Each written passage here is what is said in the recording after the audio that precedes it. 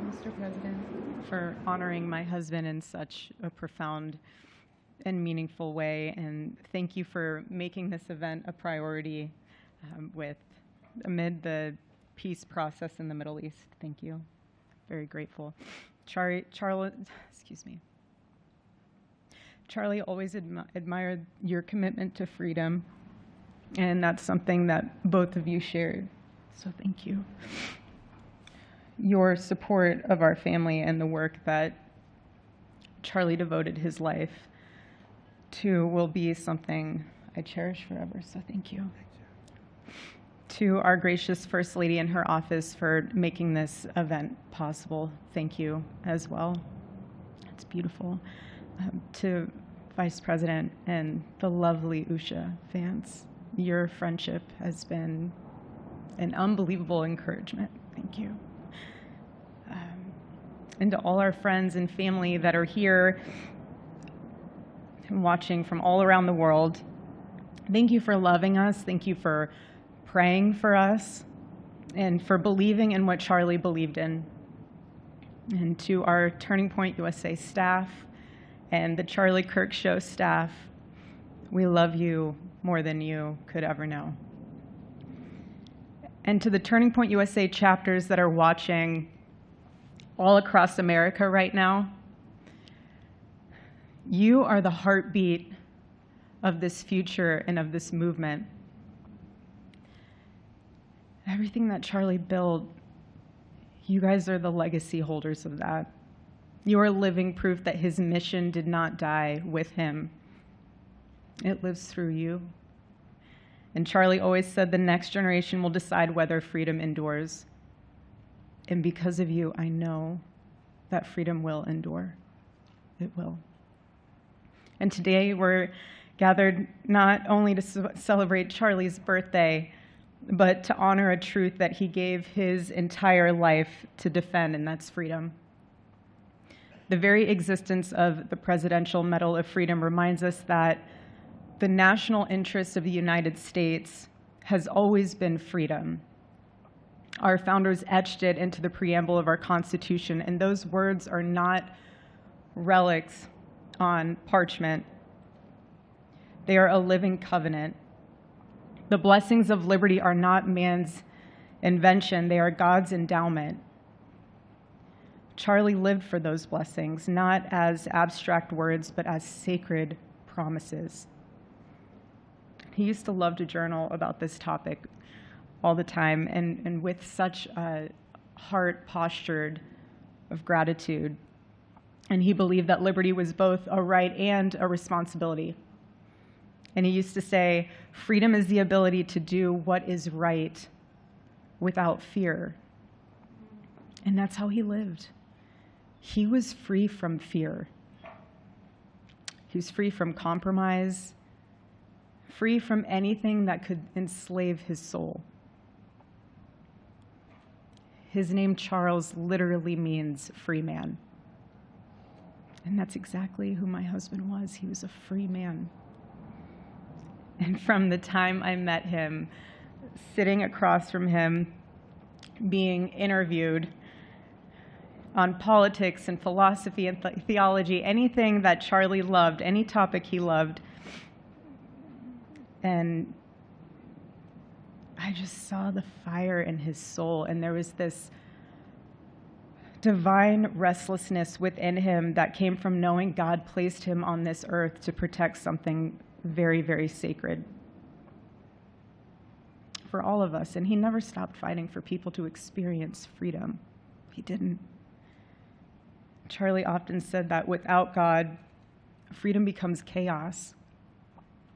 And he believed liberty could only survive when anchored to truth. And I remember in one of his speeches, he told the audience that the opposite of liberty isn't law. He said it's captivity.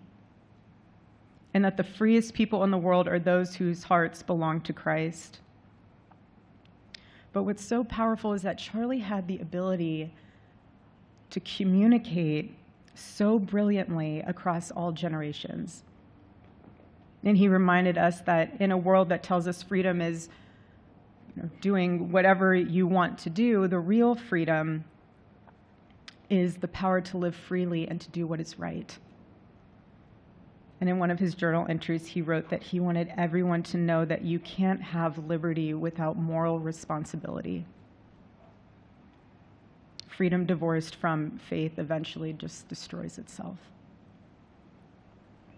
And what's so fascinating about all of this is looking back these past 12 years of Turning Point USA and his mission, there's almost this veil of sacredness. Because what I realize is that while he was building an organization, he was also building a movement, one that called people back to God, back to truth, and a movement that was filled with courage. And ironically, for a man who impacted millions, Charlie never desired to be the center of attention. He just wasn't. My husband was not a man of extravagance. He loved simple but deeply meaningful things, truly. He loved his late night walks. He loved buying more books than he could ever read because he felt there was no such thing as a book budget. And he loved being able to read to our kids the same bedtime story on repeat because he knew it was their favorite. But to him, that was special. And he loved to sit in the sun on a Saturday morning with his cup of decaf coffee, and his phone was off because he was honoring the Sabbath. And for him, it was that moment to catch his breath and just be in peace because he was unreachable at the moment. And he preferred quiet birthdays. But that never stopped me from telling him. I told him every single year, I said, baby, I love your birthday. I said, because it's the day that God knew the world couldn't go another day without you.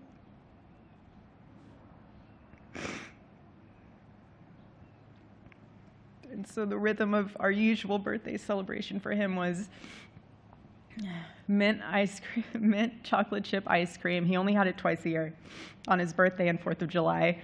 It's just, and then after that, it was back to work as usual. But last year, his one birthday wish was to see the Oregon Ducks play the Ohio State. And they won. Oregon won that night. And it was by far one of the most memorable nights of his birthday experience of his life until today. And so, honestly, President Trump, I have spent 7.5 years trying to find the perfect birthday gift for Charlie.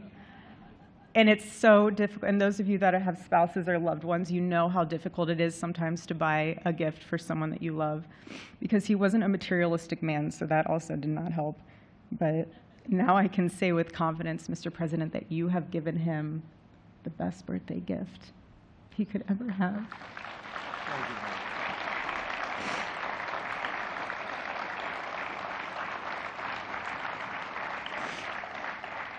It's such an honor and the recognition of a life lived for defending freedom. And that's what Charlie fought for until his last breath. And it was written across his chest in those final moments on one of his simple t-shirts that always carried a message, and this one bearing a single word, freedom. That was the banner over his life, and that shirt was a declaration. The same declaration he made in every speech, every campus visit, every time he shared the gospel at a church, every sleepless night that he would spend praying for the youth of this nation and planning for the future of our country, and just impressing upon them that when we defend liberty, we defend the soul of our nation. My husband never told anyone what to say. He never did. He never told anyone what to say. He would just encourage them to think. He would encourage them to think outside of the traditional political labels. He would want them to think in a way that was anchored in wisdom and truth. But he would never tell anyone what to say. Charlie wasn't content to simply admire freedom. He wanted to multiply it. He wanted to multiply freedom. He wanted young people to taste it and to understand it and defend it. He wanted them to see that liberty isn't self-indulgence, it's self-governance under God. He wanted them to see that. And every day I'd see him getting ready for work. He'd put on his cross necklace, he'd put his ring on his finger. And the boldness in his demeanor was always fearlessness. He wasn't afraid. He was never afraid. In his daily actions, whether in office or on campus or at a church, it was always without fear. That was his creed. That is how he lived out every single day. He didn't fear being slandered. He did not. He didn't fear losing friends, I can tell you that. He didn't. He didn't care. He stood for truth and stood for freedom, and he did not, everything else was just noise to him. And it's because his confidence in Christ was absolute. That's why. There was no limit to what he would have sacrificed to defend freedom for all. And if the moment had come, he probably would have run for president, but not out of ambition. He would only have done it if that was something that he believed that his country needed from a servant's heart standpoint. And Charlie lived only 31 short years. I was 32, but on this side of heaven, but he lived. He lived every single second he lived. He filled every single day with purpose, and he fought for truth when it was unpopular. And he stood for God when it was costly, but that's what we're called to do. Surprisingly enough, he did pray for his enemies, which is very hard, but he did. He did. He did. No one else, I mean, I saw him do it. No, he never did it in front of anyone else, but I can attest to that. But he also loved people when it was inconvenient. And he ran his race with endurance, and he kept the faith. And now he wears the crown of a righteous martyr. And for me and for our children, the truth really steadies our grief, because heaven gained what earth could no longer contain: a free man made fully free. And to all watching, this is not a ceremony. This is a commissioning. And my message is simple. I want you to be the embodiment of this medal. I do. I want you to free yourself from fear. I want you to stand courageously in the truth. Listen for the still, small voice of God. And remember that while freedom is inherited in this country, each of us must be intentional stewards every single day. God began a mighty work through my husband, and I intend to see it through. And the torch is in our hands now. It's in mine, it's in yours, it's in all of yours. It's in all the students with Turning Point USA. And before I close, I'll share with you that I asked our daughter what she would like to say to Daddy for his birthday. Excuse me.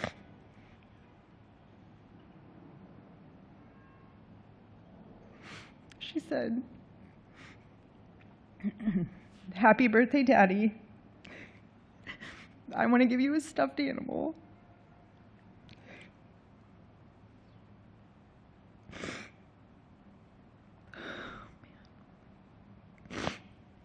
I want you to eat a cupcake with ice cream, and I want you to go have a birthday surprise. I love you," is what she said. And while our son is precious, he can't yet speak, in classic Kirk family fashion, his actions spoke louder than his words, and his gift to you, Charlie, and myself for that matter, was deciding to become the man of the house and be fully potty trained at 16 months. But Charlie, baby, I know that you're celebrating in heaven today, but gosh, I miss you. We miss you, and we love you, and we promise we'll make you proud and Charlie's life was proof that freedom is not a theory, it's a testimony.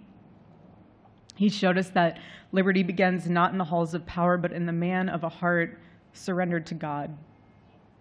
And so today, as we honor Charlie with this incredible Presidential Medal of Freedom on his birthday, I stand here with tears and just a humbled heart and spirit, because his story reminds us all that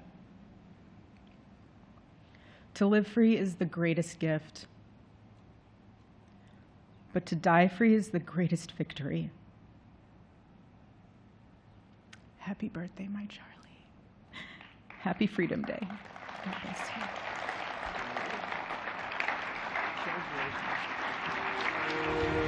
you.